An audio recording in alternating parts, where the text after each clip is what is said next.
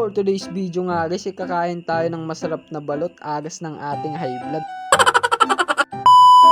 Rumabi na nga dito sa amin guys at kita nyo ang gaganda ng mga ilaw. Talagang ramdam mo na ang diwa ng Pasko.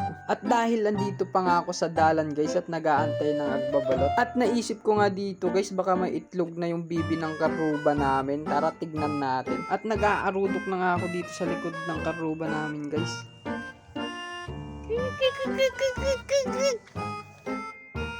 May isa pa yan, di bibidan ako. Ni itlog na. At dahil wala ngang itlog yung bibi nila guys, kaya bumalik na tayo dun sa dalan para magantay ng agbabalot. At baka matiliw tayupay at baka may pakapitan tayupay kinaspak. At dahil nga nakabili na nga tayo ng balot, nag-iimasan ni George, ginawak sa bakat. At dito na nga guys, yung prepare na tayo ng ating sausawan. Dito nga pinaghiwa-hiwalay ko na yung bawang at dito nga pinagpipit-pit ko na yung mga bawang guys. Sige, laban mo George!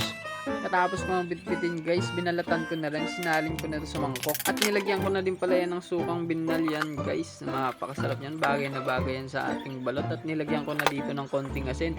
At yan, igogome boy! Ito na nga pala ang finished product ng ating ginawang sausawan guys para sa ating kakainin balot. At wag na nga natin patagalin pa po mga antayon.